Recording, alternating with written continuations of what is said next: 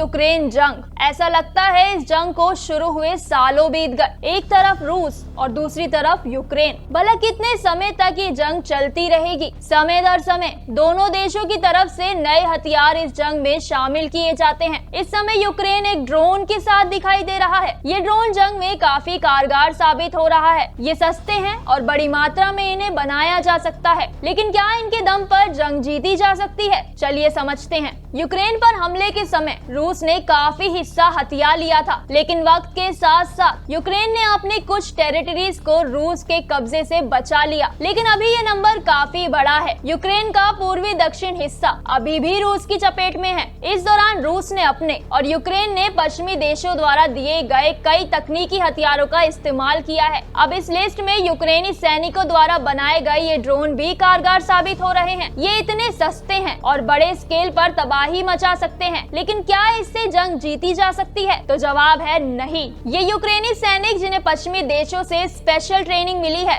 खुद को पिकी ब्लाइंडर्स कहते हैं। आपको बता दें कि पिकी ब्लाइंडर्स एक ब्रिटिश शो है। ये बात जानकर हैरानी होगी कि इन सस्ते ड्रोन्स ने सिर्फ एक हफ्ते में ही 100 रूसी सैनिकों को मार गिराया। ये एक बड़ी उपलब्धि तो है, लेकिन काफी नहीं, क्योंकि रूसी सैनिक भी अब इन ड्रोन्स के निशाने पर आने से छिपने लगे हैं। लेकिन ये ड्रोन्स न सिर्फ रूसी सैनिकों का खात्मा करते हैं, बल्कि उनकी बंदूकें भी चुरा लेते हैं। इतना ही नहीं, रूसी सैनिक भी अब इन पिकी ब्लाइंडर्स ड्रोन की कामेकाज़े सिग्नल को फेल करने की कोशिश करते हैं। दोनों ही देशों के ड्रोन एक दूसरे को कदम ब कदम मात दे रहे हैं और ड्रोन से छिपने के लिए पेड़ों का सहारा लेते हैं। लेकिन सर्दियों में ये जंग आफत की तरह दोनों ही देशों को झंझोर कर रख देगी। वैसे इन ड्रोन्स ने एक बड़ा काम किया है। रूस के सैनिकों की आगे बढ़ने की क्षमता को कम कर दिया है, लेकिन दोनों ही देश तोपों से हमले कर जंग को जारी रखे हुए हैं। इस समय यूक्रेन की सबसे बड़ी जिम्मेदारी है रूसी सेना को पीछे धकेलना, पर यूक्रेन के सैनिक कुछ और ही चाहते हैं। यूक्रेन के सैनिकों का कहना है कि हम रूस की जंगी तैयारियों को नहीं रोक सकते, लेकिन उनके देश में हमले कर उन्हें घुसपैठ करने से रोक सकते हैं, ताकि वो सीमा पर आए ही ना। पर यूक्रेन के लिए